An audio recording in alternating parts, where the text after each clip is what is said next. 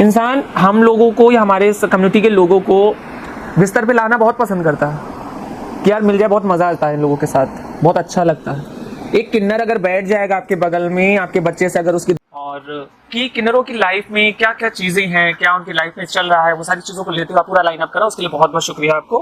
क्योंकि लोग अपने प्रॉफिट के लिए हर जगह जुड़ते हैं, लेकिन हमारी चीज़ों को लेकर के एकदम प्रॉपरली लोगों के बीच में दिखाने के लिए बहुत ही कम प्रयास करते हैं, बहुत कम कोशिश करते हैं। इसलिए आपने ये जो सेगमेंट बनाया, जो प्रोग्राम बनाया, उसके आपको बहुत बहुत शुक्रिया। और जैसा कि लखनऊ के बहुत सारे लोग जानते ही हैं, मेरा नाम प्रियंका सिंह रघुवंशी है। सोशल मीडिया, यूट्यूब आदि पे आप सभी लोग मुझे देखा करते हैं। हाँ, तक रही बात लाइफ की, तो लाइफ हमेशा अच्छी बुरी, कभी उतार चढ़ाव हर जगह चला करते हैं। मैं यहाँ पे जानना चाहती हूँ कि शुरुआत से तो प्रियंका नहीं थी, ये सच है। तो जब पहले 10 साल पहले आप क्या थे? बहुत डिफिकल्ट सवाल है। मैं नहीं, तो शायद जितने भी दर्शक सुन रहे हैं हमारे, सभी लोग जानना चाहते हैं, जितने भी लोग आपको जानते हैं, लेकिन आज हम आपकी बीती हुई जिंदगी के बारे में जानना चाहते हैं। मेरा बर्थ लखनऊ के ही पास में एक कस्बा पड़ता है, वहाँ पे हुआ, एक मध्यम वर्गीय परिवार में। हम जान सकते हैं कि उस वक्त आपका नाम प्रियंका से पहले क्या था? ये बताना जरूरी है। नाम तो एक आपकी पहचान है। हाँ, माना कि आपकी एक नई पहचान हुई है, एक ही जन्म में आपने पुनर्जन्म ले लिया है। तो मैं ये जानना चाहती हूँ कि आपका पहले जो जन्म था, जिसको आपने दोबारा पुनर्जन्म प्रियंका के रूप में लिया, वो क्या था आपका जन्म? शिव सिद्धार्थ के नाम से मुझे जाना जाता था, शिव मेरा घर का नाम था। और जब 8 साल हो गए मुझे घर छोड़े हुए अपना, कुछ चीज़ें लाइफ मेरी ऐसी होने लगी जिनकी वजह से थोड़ा सा मुझे लगा कि नहीं, थोड़ा सा डिस्टेंस बना करके हम अपनी लाइफ को स्टार्टअप करें। कब आपको पता चला कि आप स्ट्रेट नहीं हैं? 2010 में। कैसे पता चला, क्या ऐसा आपके साथ हुआ? बहुत चुने हुए सवाल आप ला रही है। सवाल सिर्फ आपसे ही नहीं है, ये आज का जो हमारा समाज है, जो ट्रांस को लेके सोचता है, उनकी अवधारणा जो है, बस मैं एक नजरिया चेंज करना चाहती हूँ और आपके माध्यम से जानना चाहती हूँ कि वो फेसेस क्या रहे, आपने क्या चीजों को फेस किया, या आपने, आपकी फैमिली ने। आज भी हमारा समाज है कि ट्रांस के साथ बैठना नहीं चाहता है, अगर ट्रांस जा रहे होते हैं तो बहुत अलग नजर से देखते हैं। तो मैं चाहती हूँ कि आप बताइए अपने अल्फाजों में कि आपने उस समय क्या महसूस किया, या आपकी फैमिली ने क्या महसूस किया। 12 में मेरा एक फ्रेंड था और लखनऊ में रहता था, तो हम अपने घर से चोरी चोरी से मिलने जाते थे। तो एक दिन मिलने गए और काफ़ी लेट हो गया, हम सो गए वहीं उसके घर पे। तो 9 साढ़े 9 बज गया, फिर हम एकदम से जल्दी से उठे, अपने घर भागते हुए पहुँचे। जब घर पहुँचे तो घर का माहौल बहुत ही भय वाला था, बहुत डरावना। बातें, इतनी सारी चीज़ें मैंने सुनी, पेरेंट्स ने भी मुझे बहुत कुछ बोला। ऐसी बातें थी जो मेरे दिल को एकदम छन्नी कर दिया था, एकदम ऐसा लग रहा था कि एकदम नथिंग। मेरा स्कूल बैग था, उसमें मैंने कुछ अपने कपड़े रखे, और जब हम घर से निकले तो मेरे पास 5, मैंने एक एजिस कॉल सेंटर है हजरतगंज में, वहाँ मैंने ज्वाइन करा। 4-5 फ्रेंड थे, मेरे पास रेंट का भी पैसा नहीं था उस टाइम। काउंटी करके राशन वगैरह लाए, खाने पीने का सारा कुछ करे। वहाँ पे था 20 दिन का ट्रेनिंग होती थी, जो फ्री ऑफ कॉस्ट थी, मतलब उसका कोई पेमेंट नहीं मिलता था। तो हम लोग करते रहे। और जानना चाहूँगी प्रियंका कि जब आप जॉब कॉल सेंटर में कर रही थी, तो आप उस वक्त कॉल सेंटर में या जितना भी स्टाफ था, ये जानता होगा ये शिवा है, राइट? हाँ। आपने किसी को अपने बारे में नहीं बताया होगा? नहीं, तो वहाँ पे कॉल्स का एक प्रेशर रहता है कि आपको कॉल्स इतनी अटेंड करनी है। वहाँ पे फिर बात होती रही मेरी, उतनी देर में मेरा टीएल आया, और उस दिन मैंने कुछ नहीं खाया था, डायरेक्ट हम पहुँचे थे।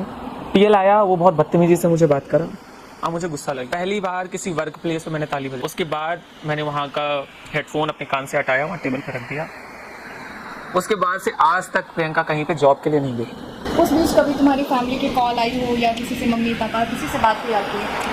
हाँ, फिर एक दिन मम्मी को मैंने फ़ोन करा, मम्मी से मेरी बात हुई, फिर मैंने अपने आप को सारा कुछ बता दिया A to Z। तो उनका रिएक्शन पहले तो बहुत निगेटिव रहा, थोड़े दिन तक, 1.5-2 साल तक निगेटिव रहा, काफ़ी ज़्यादा कुछ, और फिर धीरे धीरे वो लोग एक्सेप्ट करने। तो प्रियंका बन के जाती है या शिवा बन के जाती है? अब पहले तक तो था कि हाँ, शिव बन के जाते थे, लेकिन जब बाल बड़े हो गए, सारी चीज़ें हो गई धीरे, फिर बस ये है जिसके टप्पू के सामने बैठे, इसके टप्पू तक नहीं जाते। एजुकेशन में मैंने रोबोटिक्स इंजीनियरिंग करी, 1 साल पढ़ा, लेकिन पढ़ने में बिल्कुल मन नहीं लगता था। यूपी बोर्ड से हम पढ़े थे, वहाँ इंग्लिश मीडियम की सारी पढ़ाई होती थी, इंग्लिश टू इंग्लिश सारा रहता था, तो मेरे सर के ऊपर से जाता था, तो बैक आ गई, फिर छोड़ दिया। लोगों के ऊपर उंगली उठाओ, वो चीज़ें नहीं अच्छी होती। ट्रांस कम्युनिटी जो मेरी है, इस टाइम बहुत सारे सोशल मीडिया पे वीडियोस वगैरह वायरल होते हैं, मारपीट के, लड़ाई झगड़े के, ये सारी चीज़ें मत करें। आप लोग बोलते हो ना कि हमारी कम्युनिटी बदनाम हो रही है, बदनाम करने में कहीं ना कहीं हम भी उतने ही जिम्मेदार हैं जितना वो क्राइम या वो जो मारपीट हो रही है, वो लड़ाई झगड़ा हो रहा है, उसको वो सभी का है कि किन्नर या ट्रांसजेंडर, इनके दिल में दर्द बहुत होते हैं। तो मैं जानना चाहती हूँ क्या प्रियंका के अंदर दर्द है, ऐसा कुछ जो आप शेयर करना चाह रही हो हमारे दर्शकों के साथ?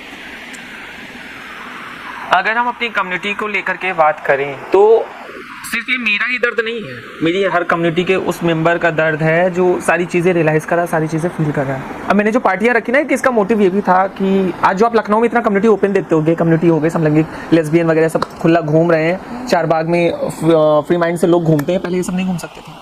धीरे धीरे लोगों को मैंने खोला, लोगों के बीच में संपर्क बनाया, लखनऊ के बहुत सारे प्रियंका का क्या दर्द है? वहीं आ रहे हैं है ना। तो पार्टियां रखा तो वहाँ लोग अपना परेशान है, डिप्रेशन में रहते थे, तो वहाँ हम 2-4-5 घंटे के लिए सब लोग इकट्ठा होते, नाचते गाते अपने स्ट्रेस को दूर करते थे। उसके बाद क्या होता है कि आप कभी कभी देखोगे, आप तो चलो एक मैच्योर माइंड की लेडी हो, सारी चीज़ें समझती हो, है ना, लेकिन जो एक बोलते नहीं थर्ड क्लास लोग, और कभी कभी बहुत अच्छे क्लास के लोग भी होते। एक बधाई पे मैं गई तो वहाँ पे एक डॉक्टर साहब मुझे मिले, तो हम लोग बधाई के लिए गए, बहुत अच्छी शादी थी, तो शगुन जो दे रहे थे हम लोग कम समझ रहे थे, तो हम लोगों ने बात करी, उतने में डॉक्टर साहब ने बहुत गंदा वर्ड बोला। गंदा वर्ड बोलने के बाद, क्या गंदा वर्ड बोला? मतलब कि जैसे फॉरेन से वो पढ़ करके आए थे तो अपने फॉरेन की भाषा, इंग्लिश भाषा बोले। अब इंग्लिश जब बोलते हैं कोई, तो भले ही कितनी बड़ी मीटिंग हो रही हो, तो मुझे नहीं समझ में आता, हम सीधा उसको बोलते भैया हिंदी में बताओ। अंग्रेजी मुझे बिल्कुल नहीं समझ, थोड़ा बहुत आता है लेकिन ज़्यादा नहीं आता है। उन्होंने जब अपना कन्वर्सेशन कंप्लीट कर लिया, उसके बाद फिर मुझे बहुत गुस्सा आया था, मैंने बहुत तांडव मचाया था, बहुत ताली वगैरह बजाई, और फिर अपना जो मुंह मांगा मेरा शगुन था मैंने उनसे लिया। कोई मोमेंट आया है जब आपको किसी की बात बुरी लगी हो, या आपको कुछ ऐसी चीजें याद आई हो बचपन की या माँ बाप से रिलेटेड, और आपको रोने का मन किया? क्या ये खूबसूरत सा जो चेहरा है, जो हर वक्त इसके चेहरे पे स्माइल रहती है, कभी ये चेहरा उदास हुआ या आंखें रोई हैं? रोने का सीन अगर रखा जाए तो 8 साल पहले प्रियंका बहुत रोई थी जब अपना घर छोड़ा मैंने। मेरे पास उस दिन 20 रुपये बचे थे, जब हम एजिस कॉल सेंटर में ट्रेनिंग करते थे, आपको मैंने बताया। पैसे खत्म हो गए, खाने का भी नहीं था ना, मेरा कोई दोस्त। आप यकीन नहीं मानोगे, लोगों को लगेगा कि ये फेक है, लेकिन इस वेडिंग में अगर आप आज जाओगे ना तो पूछोगे जाकर कि तुम बताएगा। मैंने शक्कर ली थी 250 ग्राम, 4 नींबू लाए थे और निचोड़ लेते थे, 1 लीटर पानी पूरा पीते थे, एजिस कॉल सेंटर जाते थे, वहाँ से लौट करके कोई फ्रेंड वगैरह कुछ खिला देता था, खा लेते नहीं, फिर वापस आते थे। ये सारी चीज़ें थी। और रही बात दर्द की, तो ये जो 3 कपड़े इंसान पहन लेता है ना, उसकी ज़िंदगी में दर्द ही दर्द रहता है। पैंट शर्ट के बाद जब आपने साड़ी पहनी तो आपको कैसा महसूस हुआ? अच्छा लगा कि हम जो अपने आप को फील करते थे, जो हम अपने आप को आइडेंटिफाई करते थे, उस आइडेंटिटी में हम पहुँचे, देख करके मुझे बहुत अच्छा लगा। और अभी भी मेरे घर में मेरी नॉर्मल फ़ोटो भी रखी है, लोग आते हैं पूछते हैं प्रियंका जी ये कौन है, अब उसको मैं क्या बताऊँ, तो हम बोलते थे मेरा बड़ा भाई है। एक सवाल यहाँ पे और आता है, जैसे कि आपने कहा कि लोग उनको अपने घर में पार्टी में नहीं बुलाते हैं, या कोई फंक्शन होता है उसमें भी नहीं बुलाते हैं, तो कभी कभी मेरे जहन में ऐसा भी आता है कि क्या समाज ने आप लोगों को अलग किया, या आप समाज से अलग हो रहे हो खुद से? मैं जहाँ तक देखती हूँ, समाज कहीं ना कहीं दूरी बनाता है, और आज के टाइम पे जो हम देखते हैं माहौल, पढ़ा लिखा जो समाज वो जुड़ता है ना। मेरी बहुत सारी लड़कियां दोस्त हैं, बहुत प्यार से मिलती हैं, बातचीत करती हैं, सोशल मीडिया पे जुड़ी स्टोरीज वगैरह लगाती हैं, दीदी बुआ मौसी। लेकिन आखिर ऐसा क्यों? आपको यहाँ पे आपसे लोग जुड़ते हैं, आपका लोग रिस्पेक्ट करते हैं, क्या इसलिए कि आप अच्छे से ड्रेसअप होते हो, अच्छे से रहते हो, इसलिए? बिल्कुल। इस जगह पे हम ये बोलना चाहेंगे, हमारे समाज के लोगों ने ही हमारी कम्युनिटी की इज्जत स्पॉइल कर रखी है। आए दिन आप देखोगे कहीं कितना लड़ाई झगड़ा कर रहे हैं, कहीं किसी से बदतमीजी कर रहे हैं, मारपीट हो रहा है। कोई नॉर्मल सा इंसान भी जरा सा गाड़ी किसी की लड़ गई, कपड़े खोल के बदतमीजी पे उतारा हो गया, तो इंसान थोड़ा सा डर करता है कि अरे इनको बुला लिया, मान लो कोई बात हो गई, किसी ने छेड़खानी कर दी, कुछ अच्छा बुरा बोल दिया, तो ये तो मेरी पार्टी का एकदम सत्यानाश कर देंगे। बाकी ऐसा मेरा कहने का मोटिव ये नहीं है कि मैं अपनी कम्युनिटी को बुरा कह रहा हूँ, लेकिन ये आप लोग करते हो। आप लोग बधाइयों में गए, दुनिया भर की चीज़ें लोग देख कर ये डर जाते हैं। ये जो प्रियंका बोल रही है कि लोग डर जाते हैं, जब मैं शुरुआत में 4 साल पहले मैं इस कम्युनिटी के बारे में बिल्कुल भी नहीं जानती थी, तो जब मेरी मुलाकात होती है, सोनिया किन्नर होती हैं, मैं उनसे काफ़ी ज़्यादा मोटिवेट होती हूँ, तो उनसे बात करने से पहले मैं भी डर रही होती हूँ। मेरे दिमाग में बहुत ज़्यादा डर होता है कि कहीं ये चिल्लाने तो नहीं लगेंगे, कहीं कुछ गलत शब्द तो नहीं बोल देंगे, क्योंकि इससे पहले मैंने ये देखा कि वो लोग कई बार होता है कि गलत शब्दों का इस्तेमाल कर देना, या कुछ भी उनका बिहेवियर थोड़ा सा चेंज होता है। तो मुझे कई बार ऐसा लगता है कि जैसे कि ट्रांसजेंडर कम्युनिटी खुद हम लोगों से अलग होती जा रही है, उसके पीछे रीज़न क्या है?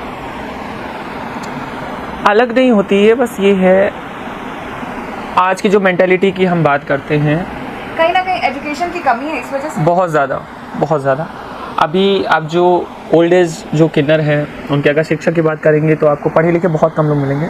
अभी जो यंग एज के हैं, हमारी उम्र के, हम उम्र जो हैं, जो पढ़े लिखे हैं वो तो ठीक है, उसमें भी बहुत सारे लोग ऐसे हैं जो चीज़ें छोड़ के यार क्या करना मुझे,